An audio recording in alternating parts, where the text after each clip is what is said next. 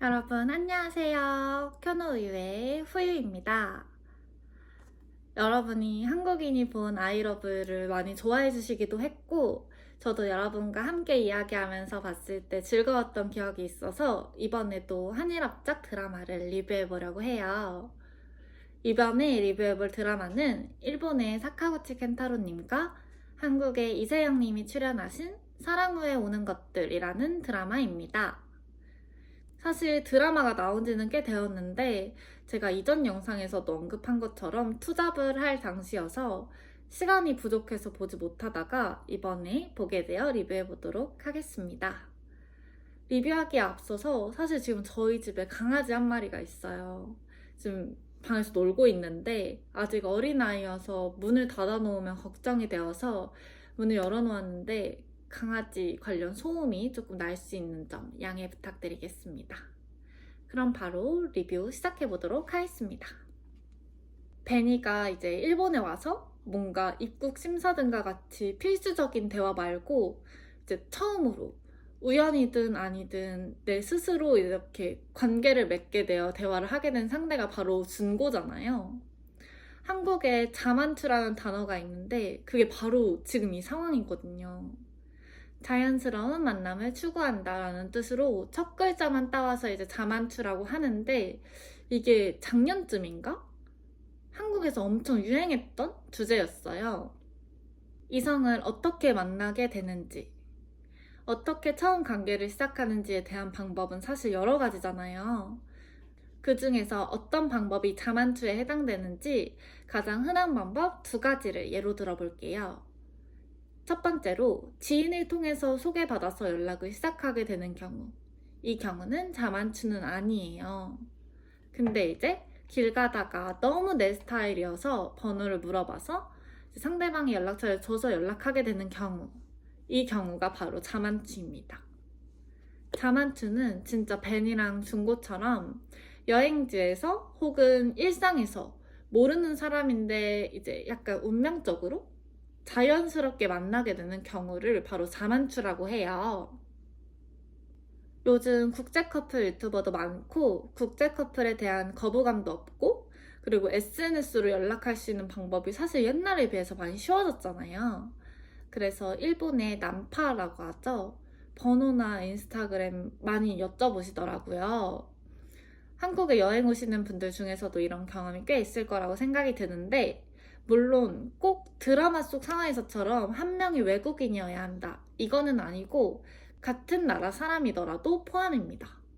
저는 사실 낯을 굉장히 많이 가리는 성격이어서 누구의 소개로 만나기보다는 자연스러운 만남을 추구하는 편이에요.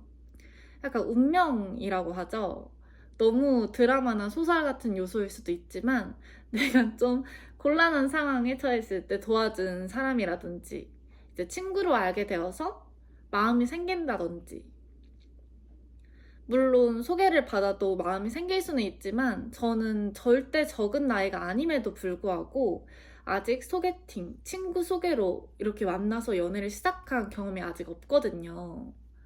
이건 사실 개인 성격 차이일 것 같은데 여러분들은 베니와 중고의 첫 만남 장면 같은 상황이 일어났을 때 상대방이 마음에 들어요. 그리고 궁금해요. 그러면 어떻게 행동하실 것 같나요?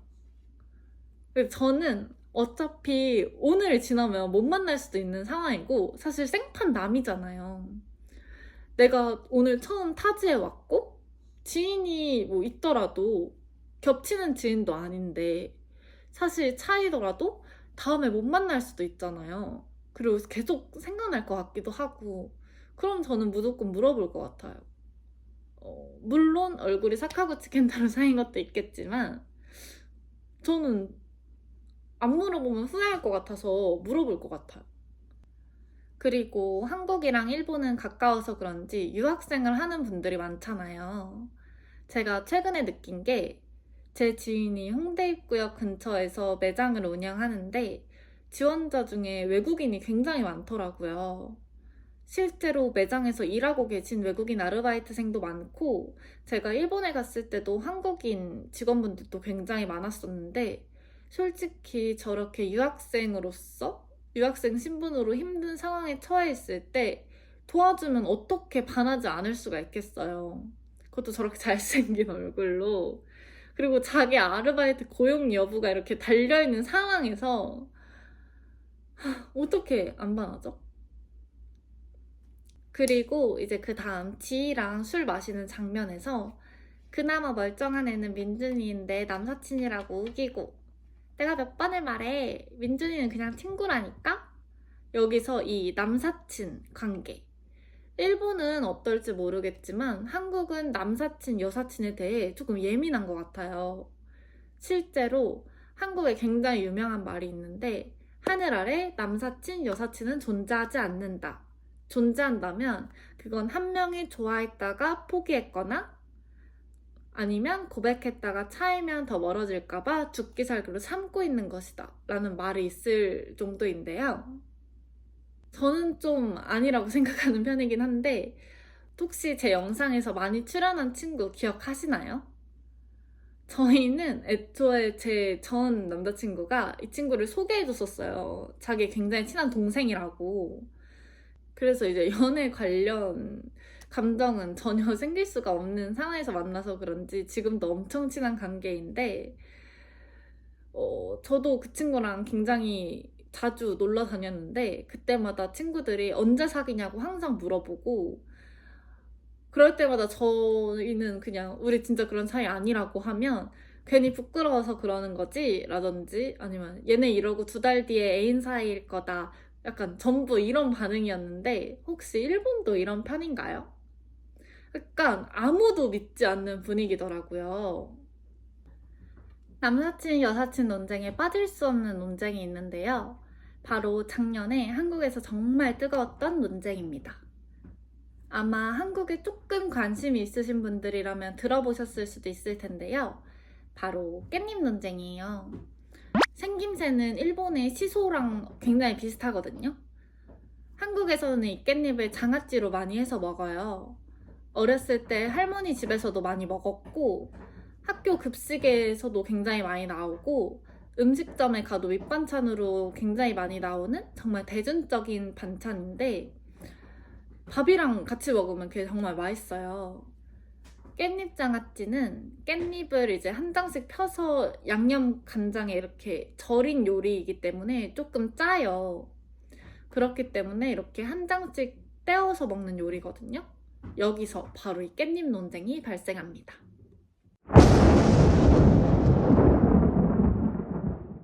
예를 들어 나랑 내 남자친구랑 내 여자인 친구가 이렇게 셋이서 밥을 먹는 상황이에요.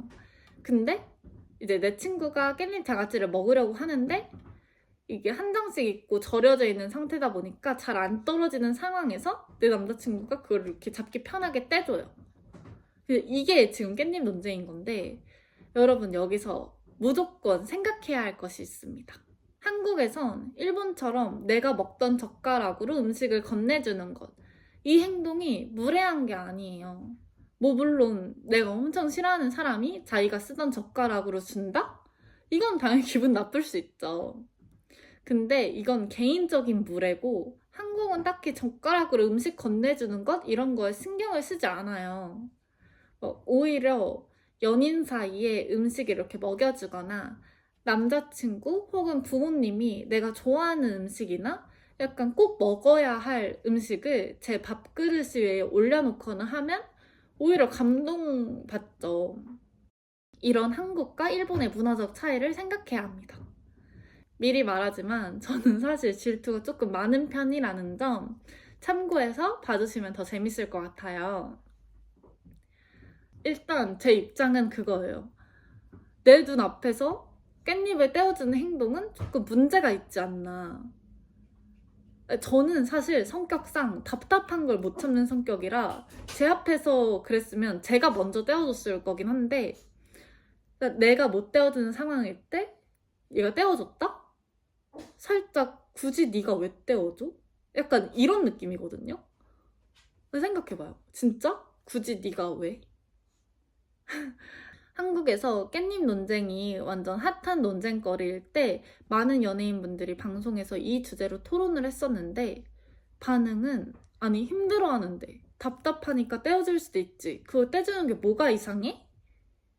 혹은 그걸 네가 왜 떼어줘? 이렇게 나뉘었었거든요. 그 중에서 웃겼던 반응들을 몇 개 공유해드리겠습니다. 떼어주는 건 안 된다고 생각하는 사람들은 앞에 있는 사람 없는 사람 취급해야죠. 그거 떼어줬다가 귀에서 피가 날 수도 있는데 깻잎만 떼줘? 나중에 눈곱도 떼주겠지. 떼어주는 게 문제가 되지 않는다고 생각하는 사람은 이건 그냥 매너다. 내가 떼서 이렇게 입으로 내가 떼서 입으로 넣어주는 게 아니지 않냐. 답답하니까 떼어줄 수도 있다. 하지만 뭐 이제 밥에 올려주면 그건 조금 문제가 되겠지. 약간 이런 의견들이 오가다가 이제 깻잎 논쟁 종결하고서 나온 결론이 있는데 그냥 깻잎 안 떼어지면 2장이든 3장이든 아무리 짜더라도 그냥 집어진 대로 먹고 짜니까 그냥 밥을 한 번 더 먹어라. 그리고 식당에서 반찬으로 깻잎 주지 말아라. 약간 이런 식으로 재밌는 반응도 오갔습니다. 이 깻잎 논쟁이 유행처럼 이렇게 방송에서 다뤄질 때 번외로 나온 논쟁이 몇 가지 더 있는데 그중 하나가 바로 새우 논쟁입니다. 깻잎과 마찬가지로 내 연인이 이성 친구의 새우 껍질을 대신 까주는 상황이 바로 새우 논쟁인데요. 이거는 조금 웃긴 게 이성 친구의 깻잎을 떼어주는 상황은 괜찮지만 새우 껍질을 대신 까주는 것은 용납할 수 없다라고 깻잎 논쟁에서 그게 왜? 뭐가 이상해? 라고 이렇게 괜찮다고 말했던 사람들이 새우 논쟁은 안 된다는 의견이 많았어요. 물론 저도 깻잎은 그냥 뭐 굳이 네가 왜 해? 약간 이런 느낌으로 넘어갈 수 있다면 새우 껍질 까준다? 이거는 싸워야죠. 아니 너나 먹어. 아니면 나를 까주던가. 얘도 손이 있어. 자기가 할 줄 아는데 너가 왜 까줘? 약간 이런 식으로 될 것 같아요. 근데 이건 사실 까주는 사람 입장에서 생각해보면 조금 까줘야 하나? 라는 생각이 들 수 있을 것 같기도 해요. 제가 남자라는 가정하에 생각해보면 제 여자친구랑 여자친구의 지인이랑 나 이렇게 셋이 새우를 먹으러 갔는데 내가 새우 껍질을 까서 여자친구한테 줬어요. 근데 여자친구의 친구는 이제 새우를 까줄 남자친구가 없잖아요. 지금 상황에서. 뭐 있을 수도 있는데 지금 자리에는 없잖아요. 그러면 뭔가 얘네는 내 앞에서 연애하려고 날 부른 건가? 라고 생각을 할 수도 있으니까 까줬다? 아니 근데 그걸 네가 왜 까줘? 여러분 저는 아무리 생각해도 새우를 까주는 행동은 이해를 못할 것 같아요. 그냥 새우는 연인 게임만 먹는 걸로 하죠. 여러분들은 어떤가요? 내 눈앞에서 내 남자친구가 내 친구한테 새우를 까줘. 그냥 단순히 매너가 좋다 하고 넘어갈 수 있는 상황인가요? 그 다음에 나온 것은 롱패딩 논쟁인데요. 이것도 앞선 상황은 두 논쟁과 똑같아요. 나, 여자친구의 친구 이렇게 셋이 있는데 친구가 롱패딩 지퍼를 이렇게 못 잠궈서 막 혼자 잠그려고 노력을 하고 있어요. 이때 이거를 대신 잠궈준다. 여러분은 이해할 수 있나요? 저는 역시나 절대 안 된다고 생각해요. 진짜 혹시 깻잎 논쟁, 새우 논쟁 제가 이렇게 말씀드렸던 두 논쟁에서 나는 상관없는데? 라고 생각하신 분들도 패딩 지퍼 대신 담가주기 이거 이해하실 수 있나요? 여러분 생각해보세요. 롱패딩이에요. 숏패딩이 아니에요. 롱패딩은 지퍼가 이제 종아리 쪽에 있으니까 자기 몸을 숙여서 이렇게 구부려서 그 지퍼를 잡고 쭉 올려주는 거예요. 이거 가능하세요? 혹시 괜찮다고 생각하실 수 있나요? 내 앞에서 그러는데? 물론 나 없는 데서 하면 그것도 굉장히 큰 문제이긴 한데 이거 아니 뭐 나중에는 옷도 입혀주겠네요? 이거 절대 안 돼요. 자, 다정하고 매너 좋은 거? 물론 장점인데 모든 사람한테 다정한 거 그건 죄라고 저는 생각을 하거든요. 본인의 연인한테 다정하면 정말 장점이죠. 근데 내 연인을 포함해서 모든 사람한테 다정하다? 그건 진짜 저는 죄라고 생각해요. 아닌가요? 그리고 1화에서 가차하는 장면이 나왔었는데 일본이 가차로 정말 유명하잖아요. 저희도 일본 여행 갔을 때 남자친구가 가고 싶어 해서 가차샵을 방문했었는데 저는 딱 제가 갖고 싶은 해리포터 가차가 운 좋게 기숙사별로 나왔었는데 남자친구는 세트를 못 모으면 뽑는 이유가 없다고 하면서 계속 뽑더라고요. 뭐 저도 이제 4개 다 뽑았으니까 저기까지는 이해를 하는데 그 세트를 이제 다 뽑고 나서 그 중에서 이제 나온 개수가 다 다르잖아요. 뭐 해리포터를 예로 들면 그리핀도르 1개, 슬리데린 4개, 후플푸프 2개, 레번클로 5개 이런 식으로 뽑았으면 레번클로가 5개니까 그 개수를 서로 맞추겠다고 또 뽑아요. 그러니까 후플푸프가 5개가 될 때까지. 그러다 또 나오면 또 뽑는 거고. 덕분에 품절이 여러 번 떠서 직원분께 리필해달라고 하고 부끄러웠어요. 나중에는 직원분께 남자친구 대신 말해주기 창피해서 네가 직접 번역기 돌려서 말하라고 했습니다. 한국에도 성수동에 가차샵이 생겼는데 나중에 한번 방문하는 것도 영상으로 보여드리겠습니다. 그 가차 여러 개 뽑은 장면이 사카구치 켄타로 상이 하면 정말 로맨틱했었는데 제 남자친구가 할 때는 그냥 이상한 사람 같았어요.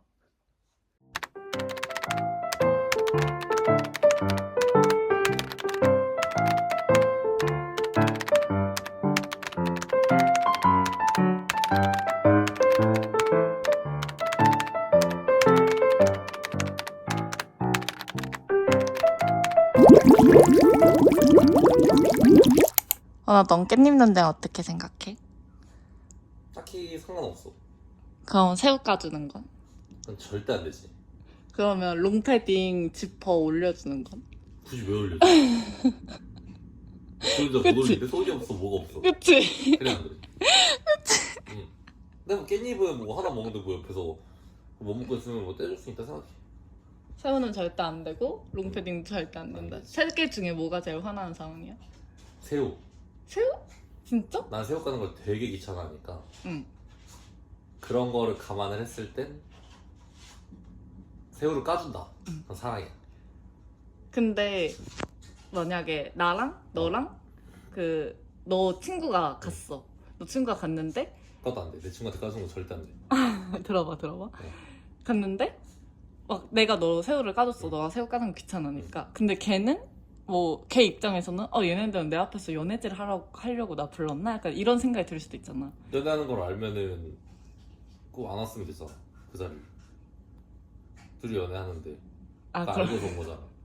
알아서 까먹어라. 어. 절대 안 된다. 사내 알아서 까먹어야 돼. 그냥 그 일하시는 분한테 까달라고 하든가.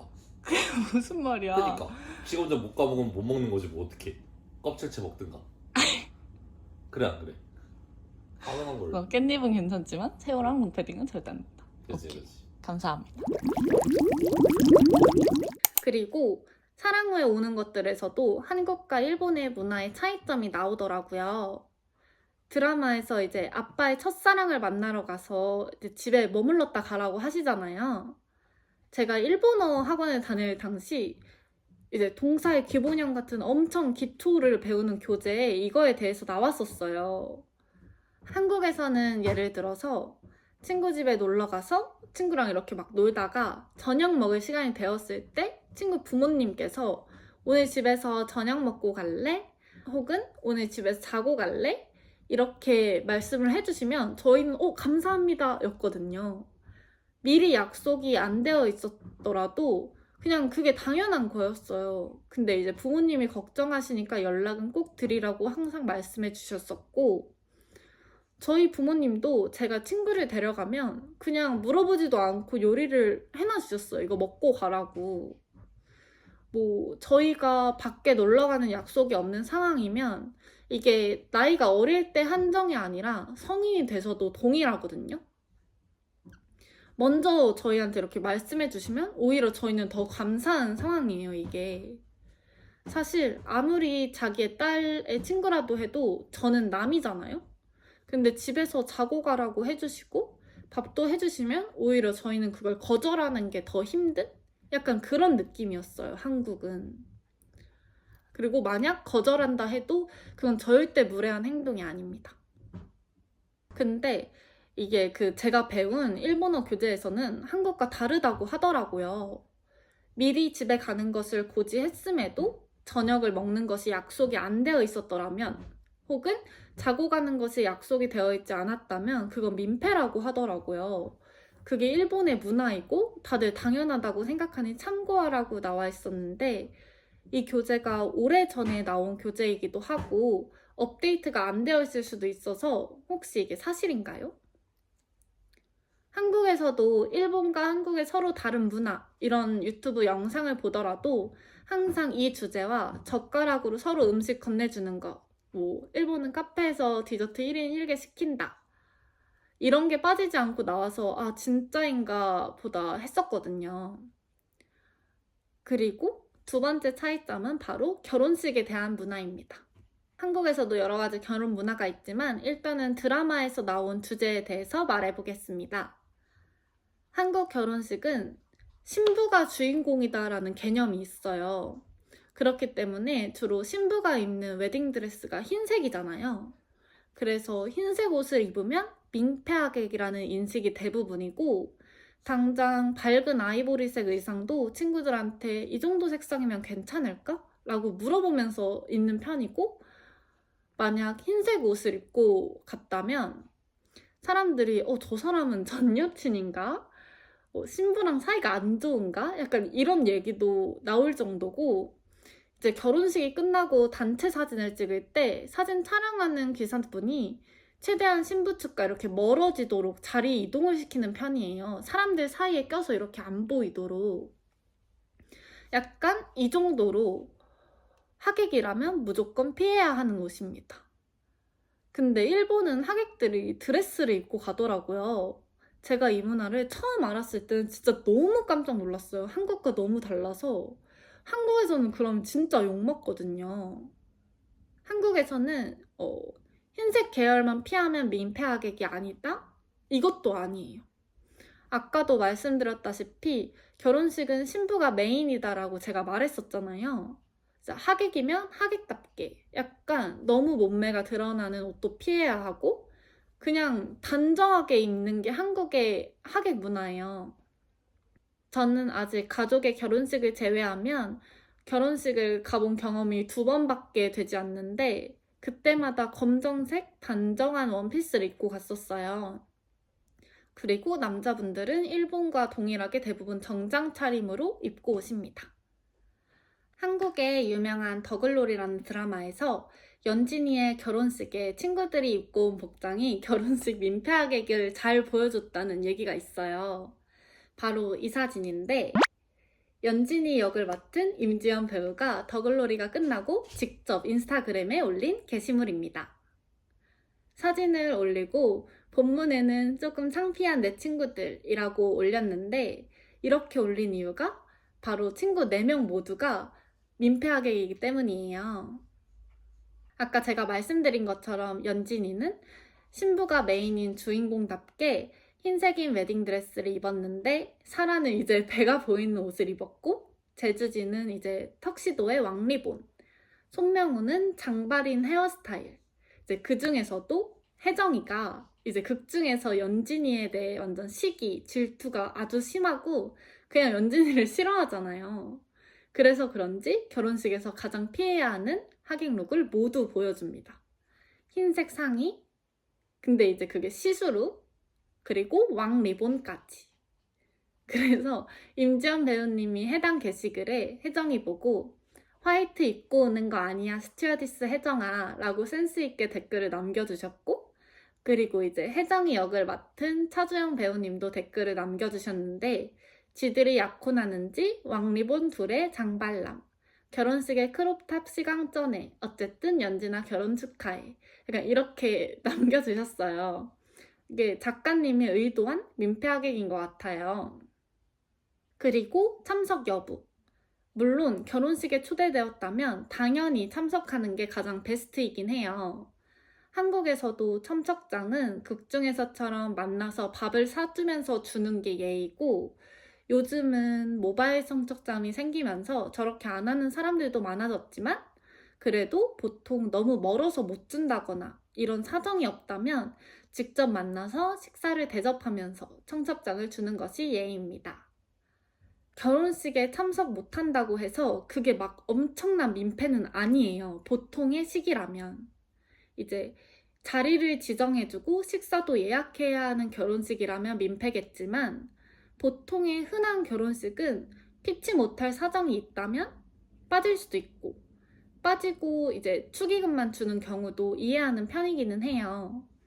너무 친한 친구의 결혼식이라면 이제 조금 삐질 수도 있겠지만 그리고 일본은 축의금이 최소 3만 엔이라고 하더라고요. 한국은 조금 다릅니다. 한국에서도 이 축의금이 사실 참 논란의 중심이에요. 제가 인터넷에 축의금 기준이라고 치고 사진을 한 개 가져왔습니다. 여러 가지 사진이 뜨던데 내용은 대부분 비슷하더라고요. 그래서 2024년인 작년 기준으로 한번 가져와 봤습니다. 축의금 액수 기준 딱 정해줌. 웃는 얼굴로 쌍욕 주고받는 절친 20만 원 이상. 결혼하는 사람의 부모님이 내 이름을 안다 15만 원 이상. 주기적으로 만나는 친한 친구 10만 원 이상. 어느 정도 친분이 있는 사이. 직장 동료도 여기에 포함되더라고요. 5만 원. 1년에 한 번 정도 볼까 말까 하는 사이. 3만 원 혹은 미참석. 연락이 없다가 카톡으로 청첩장 보내는 사람. 축하 이모티콘 보내기. 이런 식으로 나와 있는데요. 예전에는 결혼식에 3만 원도 보내고 그랬었는데 요즘은 사실 3만 원 보낼 거면 참석을 안 하거나 참석을 하더라도 밥을 안 먹고 오는 경우가 대부분이고요. 3만 원보다는 5만 원이 가장 최소 금액이긴 합니다.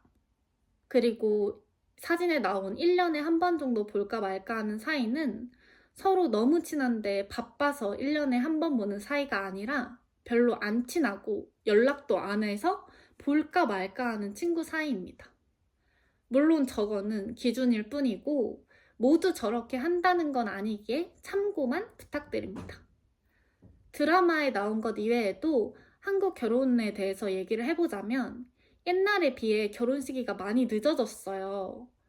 일본은 보통 결혼 시기가 어떻게 되나요? 저도 정확하게는 모르지만 한국보다는 조금 빠른 편이라고 느꼈거든요. 저희 부모님이 만으로 24살, 25살인 당시에 결혼을 하셨어요. 엄마한테 물어봤는데 그 당시에 결혼은 보통식이거나 늦게 한 편이라고 말씀해 주시더라고요.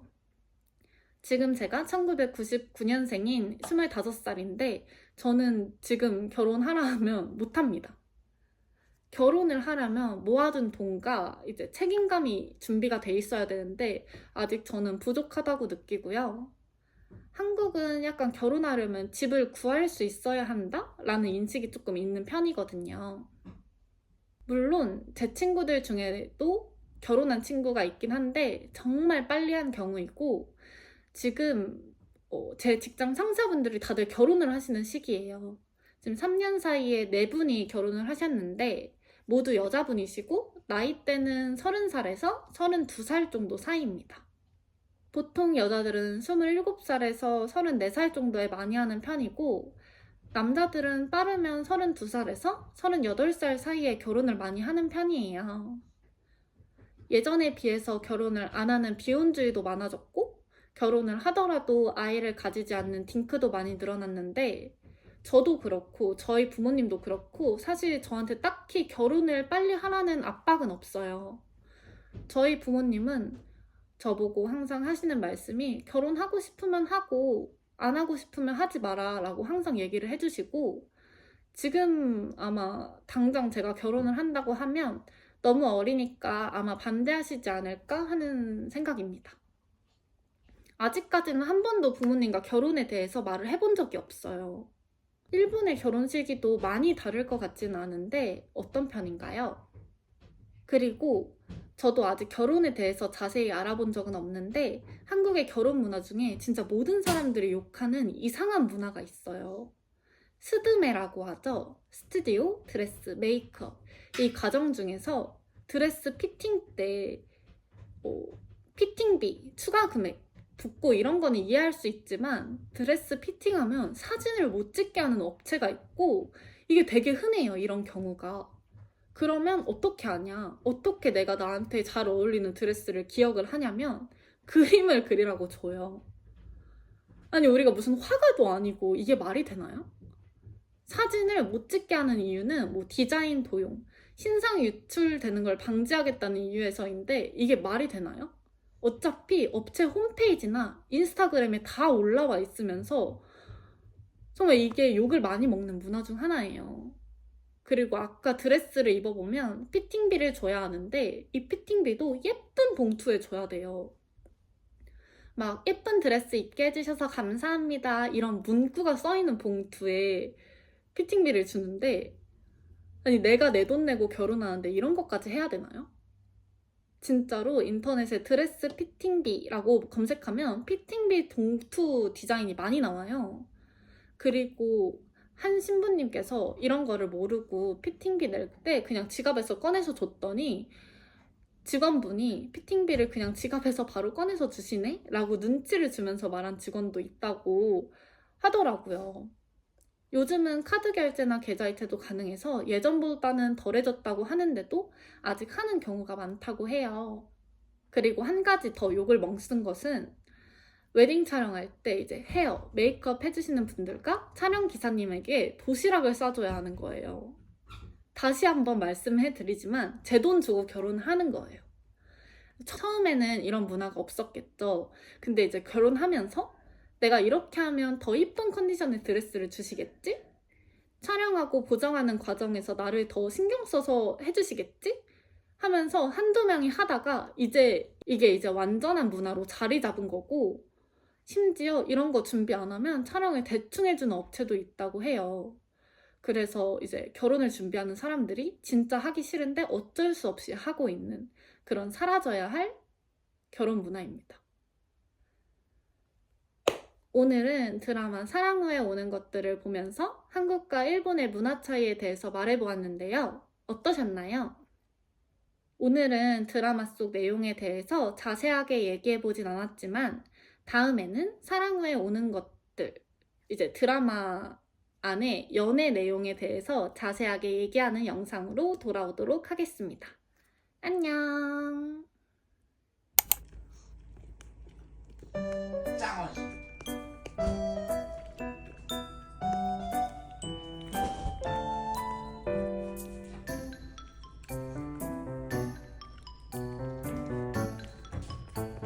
저 껍데기는 안 먹는 거야?